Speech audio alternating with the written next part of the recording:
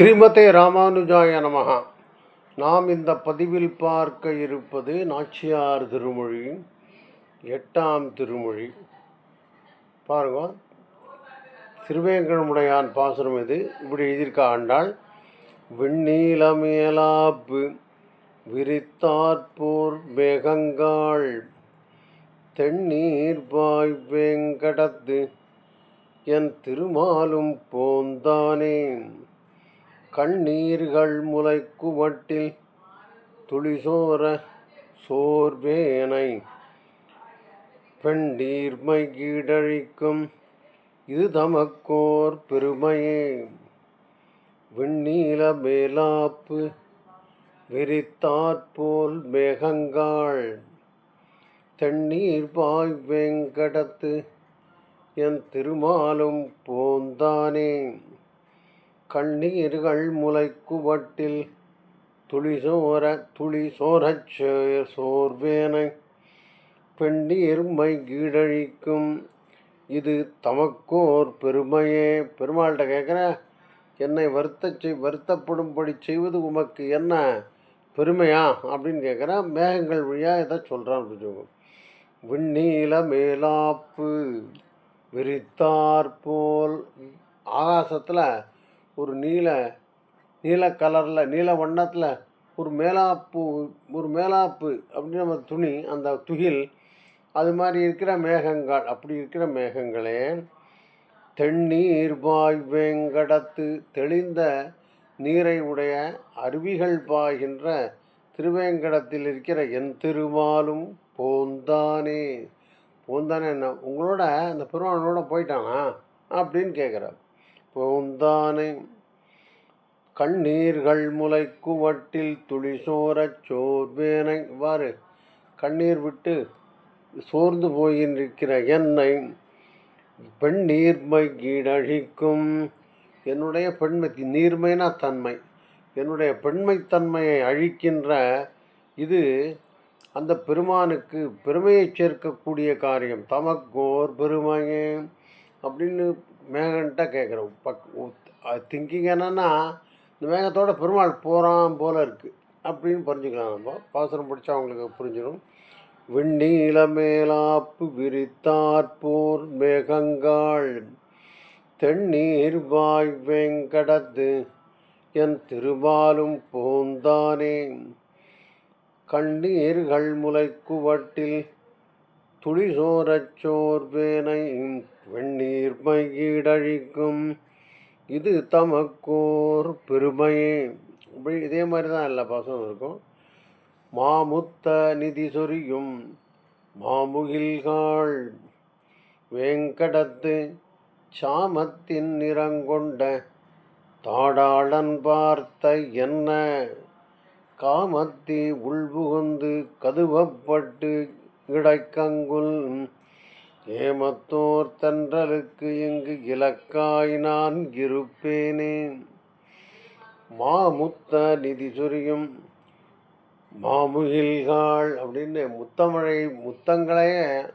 முத்துக்களையே சொரிகின்ற மேகங்கள்னு கூப்பிட்றோம். வேங்கடத்து சாமத்தின் நிறங்கொண்ட, சாமனா ஒரு பசுமை, கரும் பச்சை நிறம் கொண்ட அந்த பெருமான். தாடாளன் வார்த்தையன்ன, அந்த பெருமானுடைய பதில்தான் என்ன கேள்வேன். காமத்தி உள்புகுந்து, பெருமாளுடைய மேல் உள்ள ஆசை என்கிற அந்த தீயன் உள்புகுந்து கதுவப்பட்டு கஷ்டப்பட்டு கொண்டு, இதனால் நான் கஷ்டப்பட்டு கொண்டிருக்கிறேன். இடம்பட்டு கிடை கங்குல், நடுநடுவில் கங்குல்னா ராத்திரி வந்து ஏமத்தோர் கங்குல் ஏமத்தோர் இரவு நேரத்தில் வந்து நேரத்தின் தென்றலுக்கு வீசுகின்ற தென்றலுக்கு நான் வருத்தப்படுகிறேன். அது என்மேல் எரி வீசுகின்றதெல்லாம் நம்ம புரிஞ்சுக்கலாம். தென்றலுக்கு இங்கு இலக்காய், அந்த தென்றலுக்கு ஒரு இலக்காக, அதற்கு ஒரு பொருளாக நான் சென்றால் என்னை சென்றால் வருத்தப்படக்கூடிய ஒரு பொருளாக நான் இருப்பேனே. நான் இப்படி இருக்கேனே, அந்த பெருமாளுடைய வார்த்தை என்ன, இதுக்கு என்ன பதில் அப்படின்னு கேட்குறார். வேற ஒன்றும் இல்லை. மாமுத்தநிதி சோறும் பாமுகில்காள் வேங்கடத்தை சாமத்தின் நிறங்கொண்ட தாடாளன் வார்த்தை என்ன காமத்தி உள்புகுந்து கதுவப்பட்டு இடை கங்குல் கேமத்தோர் தன்றலுக்கு இங்கு இலக்காய் நான் இருப்பேனே. நான் இப்படி இருக்கேன். ஒளி வண்ணம் ஒளி வண்ணம் வளை சிந்தை உறக்கத்தோடு இவையெல்லாம் எளிமையால் விட்டு என்னை ஈடழியப் போகினவால் குளிர் அருவி வேங்கடத்து என் கோவிந்தன் குணம் பாடி அழியத்தமேகங்காள்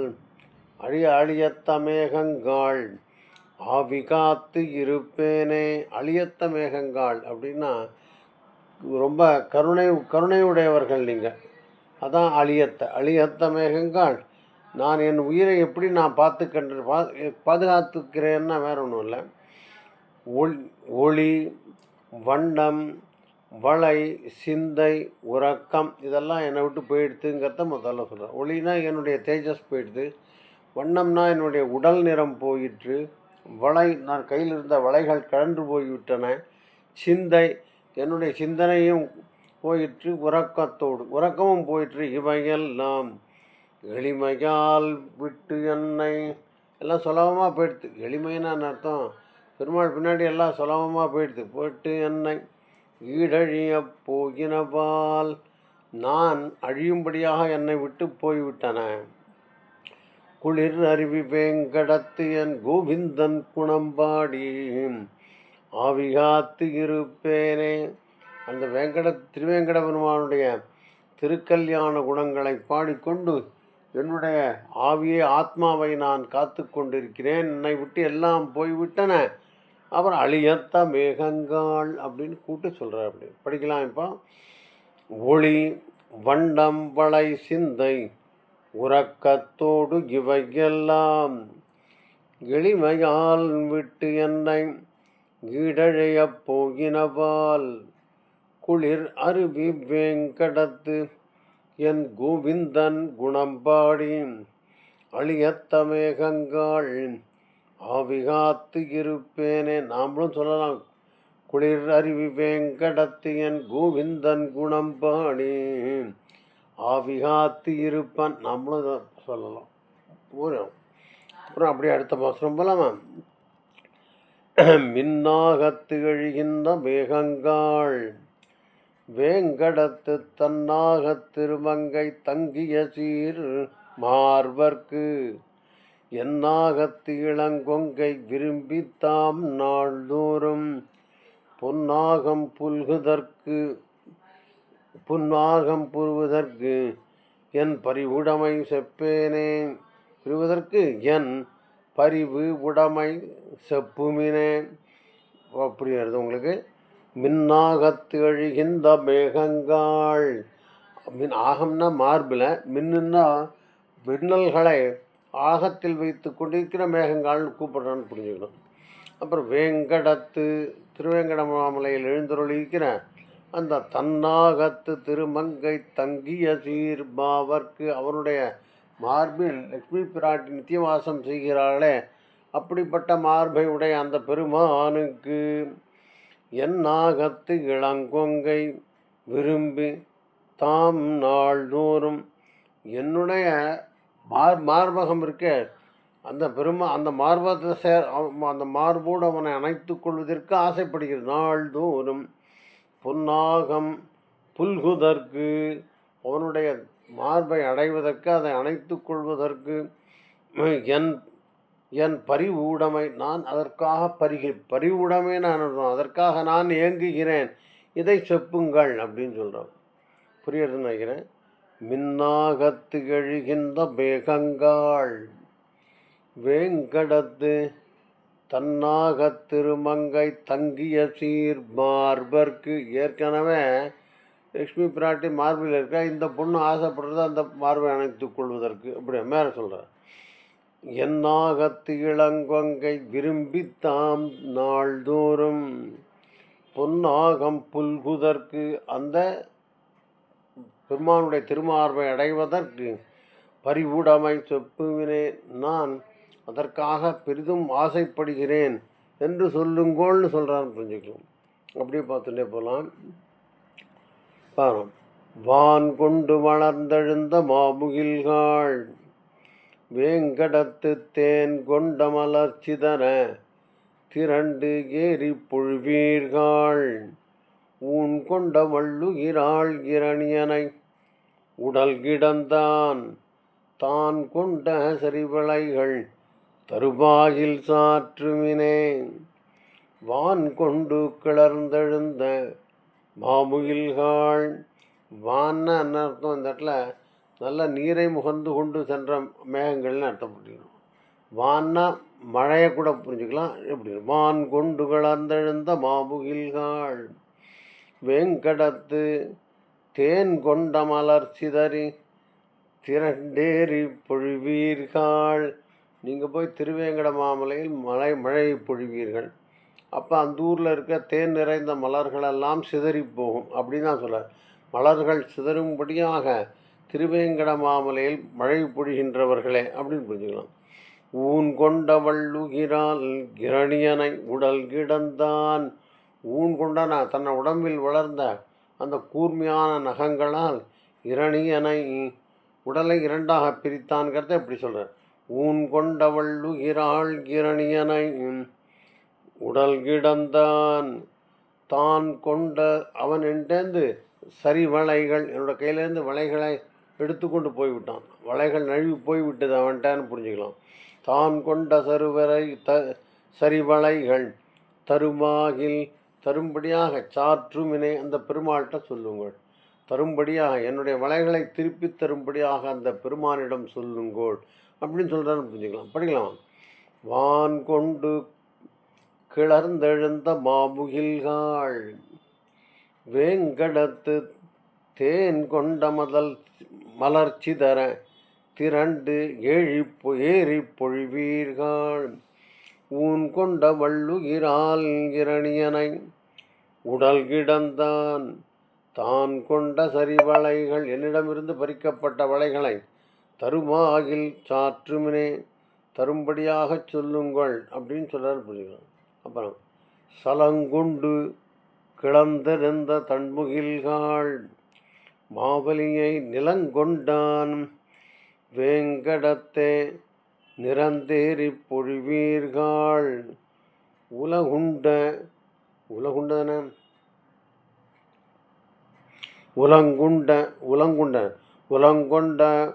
விளங்கணி போல் உள்வெளிய புகுந்து என்னை நலங்கொண்ட நாரணர்க்கு என் நடலை நோய் செப்பிமினே. இந்த இடத்துல அழகாக இருக்கார்.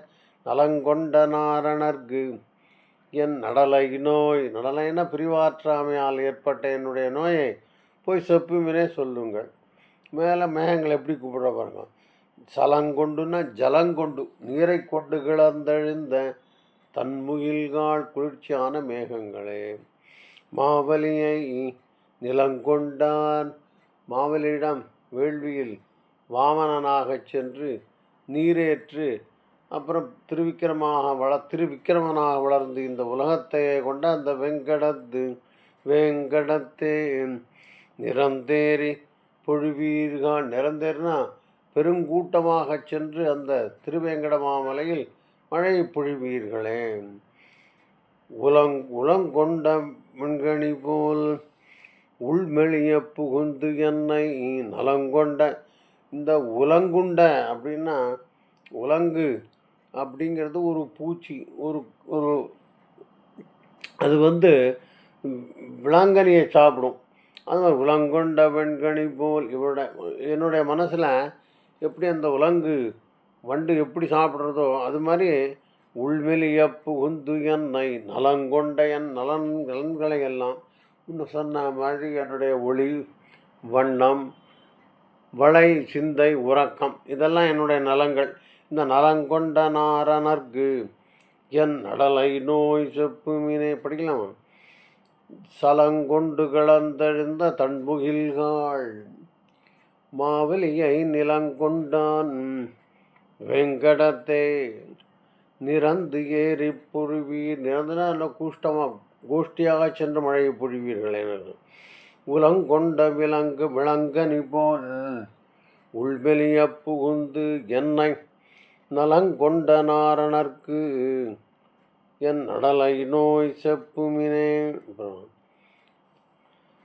சங்கமா கடல் கடைந்தான் வங்கமா கடல் கடைந்தான் தன்புகில்காள் வேங்கடத்து செங்கண்பால் சேவடி கீழ் அடிவீழ்ச்சி விண்ணப்பம் கொங்கை மேல் குங்குமத்தின் குழம்பழிய புகுந்து ஒரு நாள் தங்குமேல் என்னாவி தங்கும் என்று உரையீரே. வேறு வித்தியாசமாயிருக்கார். வங்கமா கடல் கடைந்தான் வங்கமான் சங்கமான் இருக்கீங்க, அது பார்க்கலாம் என்னன்னு அர்த்தம் பார்க்கலாம். கொஞ்சம் சங்கமா கடல் கடைந்தான் இருக்குது. இந்த இடத்துல என்ன சொல்கிறார் பாப்போம்.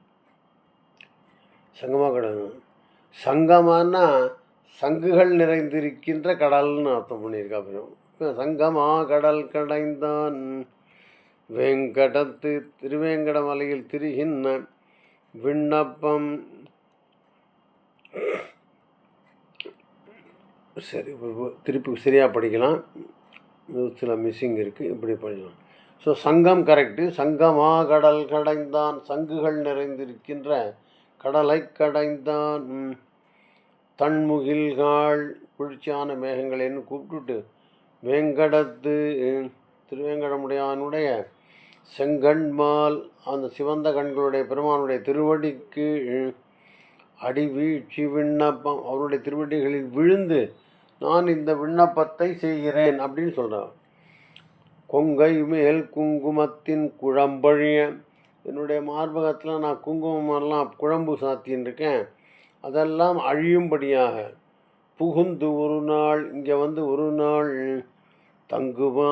தங்குமேல் என்னோடு தேர்ந்திருப்பானே. ஆனால் தங்குமேல் என்னாவி தங்கும் என்று உரையீரே, என்னுடைய உயிர் தாங்கும், என்னுடைய உயிரும் இருக்கும் அப்படின்னு அவன்கிட்ட சொல்லுங்க. பெருமாள் வந்து என்னை அணைந்து கொண்டால் என்னோடு சேர்ந்து ஒரு நாள் இருந்தால் என்னுடைய உயிர் தங்கும் என்று அந்த பெருமாள்கிட்ட சொல்லுங்க. அதான் அர்த்தம். படிப்போம். சங்கமா கடல் கடைந்தான் தன்முகில்காள் வேங்கடத்து செங்கண்பால் சேவடிக்கு அடி வீழ்ச்சி விண்ணப்பம் அடியில் தன்னுடைய திருவடியில் விழுந்து விண்ணப்பம் கொங்கை மேல் குங்குமத்தின் குழம்பழிய புகுந்து ஒரு நாள் தங்குமேல் என்னோடு சேர்ந்திருப்பானே. ஆனால் என்னாவி தங்கும் என்னுடைய உயிர் தாங்கும், என்னுடைய உயிர் தங்கும் என்று உரையீரே. இப்படி சொல்லுங்க. கார்காலத்து எழுகின்ற கார்முகில்காள் வேங்கடத்து போர்காலத்து எழுந்தருள் கரெக்டாக அப்படிங்கிறேன். போர்காலத்து எழுந்தருளி புருதவரார் பேர் சொல்லி நீர்காலத்து எரிக்கிலம் பழவிலை போல் நீர்காலத்து இருக்கு இளம் பழ இலை போல் வீழ்வேனை வார்காலத்து ஒரு நாள்தம் வாசகம் தந்தருளாலே. வித்தியாசமாக இருக்குது இந்த பாசம். இருக்கும் இப்போ பார்க்கலாம் பொருள்லாம். அதோட கார்காலத்து எழுகின்ற கார்முகில்காள் மழை காலத்து மேகங்கள், கார்காலத்து மழை காலத்திலே வேங்கடத்து எழுகின்ற திருமலையிலே திருமலையிலே வந்து தோற்றா நிற்கின்ற கார்முகில்காள் கார்காலத்து யுத்த சமயம் போர்காலத்து யுத்த சமயத்தில் எழுந்தருளி போர்க்களத்தில் எழுந்தருளி புருதவனார் போர் செய்து வெற்றி பெற்ற இராமபிரானுடைய பேர் திருநாமங்களை சொல்லி நீர்காலத்து எருக்கில் அம்பழகிலை போல் வீழ்வேனை மழைக்காலத்தில் எருக்கம் பூக்கள் அற்று விழுவது போல நான் பலமில்லாமல் இருக்கேன். அற்று வீழ்வேனை தம் வாசகம் தந்தருளா தம்முடைய ஒரு வார்த்தையை சொல்லி அருளாது ஒழிவாரோ அப்படிங்க. இப்போ பாசனம் படிக்கும்போது நன்னா புரியும் நமக்கு. பாருங்க, கார்காலத்து எழுகின்ற கார்முகில்காள் அர்த்தமாக இருக்குது. வேங்கடத்து இவ சொன்னார், வேங்கடத்து எழுகின்ற கார்காலத்து கார்முகில்காள்னு அப்படி அட்ரஸ் பண்ணிருக்கு. வேங்கடத்தை முன்னாடி போட்டுட்டார். இந்த பெருமானை பற்றி சொல்கிறார், போர்காலத்து எழுந்தருளி பொருதவனார் அப்படின்னு யுத்த காலத்திலே ராவணனோடு சண்டை போட எழுந்தருளிய அந்த ராமபிரானுடைய பேர் சொல்லி அவனுடைய திருநாமங்களை சொல்லி நீர்காலத்து எருக்கினுடைய இளம்பழவினை பழகிலை போல், வயதா போன இலையெல்லாம் உதிருமா மழை காலத்தில், இலை போல் வீழ்வேனை வார்காலத்து ஒரு நாள் தம் வாசகத்தம் தந்தருளார் தந்தரு தந்தம் வார்காலத்து ஒரு நாள் தம் வாசகம் தந்தருளாரே. இந்த வார்காலம்ங்க நம்ம பார்க்கல, புரிஞ்சுக்கலாம். ஒரு செகண்ட் இருங்க. கார்காலத்து எழுந்த கார்முகில்காள் வெங்கடத்து அர்த்தமாச்சு. போர்காலத்து எழுந்தருளி புருதவனார் பேர் சொல்லி, இந்த புருதவனார் ராமனை சொல்கிறாருன்னு நாம் புரிஞ்சுடணும். இப்போ நீர்காலத்து எருக்கு இளம்பழ இலை போல் வீழ்வேனை, மழை காலத்தில் இந்த எருக்கு மரத்தினுடைய இலைகள்லாம் தானாக உதிர்ந்து போவது போல் நான் இருக்கிறேன்னு சொல்கிறார்.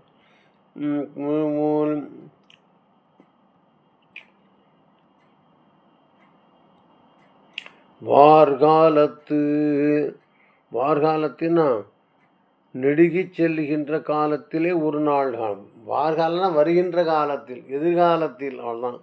வார்காலத்து வரப்போகிற நாளில், வரப்போகிற நாளில் ஒரு நாளைக்கு தம் வாசகம் தன்னுடைய வார்த்தையை சொல்வாரோ அப்படிங்கிற. வார்காலம்னா வருகின்ற காலம், எதிர்காலம். புரிஞ்சுதா? கார்காலத்து எழுகின்ற கார்முகில்காள் வெங்கடத்து போர்காலத்து கெழுந்தருளி புருதவனார் பேர் சொல்லி நீர்காலத்து எருக்கிலம் பழ இலை போல் வீழ்வேனை வார்காலத்து ஒரு நாள் வரும் வரும் வரும் வரும் நாட்களில் ஒரு நாள் தம் வாசகம் தந்தருளாரே அப்படின்னு. அடுத்த பாகம், மதையானை போல் கெழுந்த மாமுகில்காள் வேங்கடத்தை பதியாக வாழ்வீர்கள் பாம்பனையான் வார்த்தையன்னே கதி என்றும் தானாவான் கருதாதுவன் ஒரு பெண்கொடியை வதை செய்தான் என்னும் சொல் வையகத்தார் மதியாரே. புரியுது நமக்கு? மதையானை போல் எழுந்த மாமுகில்காள் அர்த்தமாக இருக்கு. வேங்கடத்தை பதியாக வாழ்வீர்கள், திருவேங்கடமலையில் அதுவே தங்களுடைய ஊராக வாழ்கின்றவர்களே. பாம்பனையான் வார்த்தை என்ன, பாம்பனையில் இருக்கிற அந்த பெருமானுடைய பதில்தான் என்ன பதில், எதுக்காக பதில் சொன்னான்? அவர் கதி என்றும் தானாவான், அவன் எனக்கு எப்பொழுதும் கதி, அவன் எனக்கு அவன்தான் கதி. கருதாது ஓர் பெண்கொடியை ஒரு பெண்குடியான என்னை கருதாது, என்னை பற்றி என்னை கருத்தில் வைத்து கொள்ளாது. வதை செய்தான் என்னும் சொல், இந்த பெண்ணை கவனிக்காமல் அவளை வதை செய்தான் என்கிற சொல் இருக்க. வையகத்தார் மதியாரை, உலகத்தில் இருப்பவர்கள் மதியார்னா அர்த்தம், மதிக்க மாட்டான்னு அர்த்தம் இல்லை, வசைபாடுவார்கள் பெருமானை. அதுக்கு என்ன பதில், அதான் அர்த்தம். படிக்கலாம். மதையானை போல் எழுந்த மாமுகில்காள் வேங்கடத்தை பதியாக வாழ்வீர்கள் பாம்பனையான் வார்த்தை என்னே கதி என்றும் தானாவான் கருதாது ஓர் பெண்கொடியை வதை செய்தான் என்னும் சொல் வையகத்தார் மதியாரே. அப்புறமா நாகத்தின் அணையானை, நாகத்தின்னு போட்டிருக்கார். நாகத்தின் அணையானை நன்னுதலால் நயந்துரைசை மேகத்தை வேங்கடக்கோன் விடுதூதில் விண்ணப்பம் போகத்தில் வழுவாத புதுவையர்கோன் கோதை தமிழ் ஆகத்து வைத்து உரைப்பார் அவர் அடியாராகுவரே. நாகத்தின் அணையானை நான் அர்த்தம் சொல்ல போகிறதில்ல. நன்னுதலால் அழகிய நெற்றியுடைய அந்த பெண்மணி இல்லை ஆண்டாள்.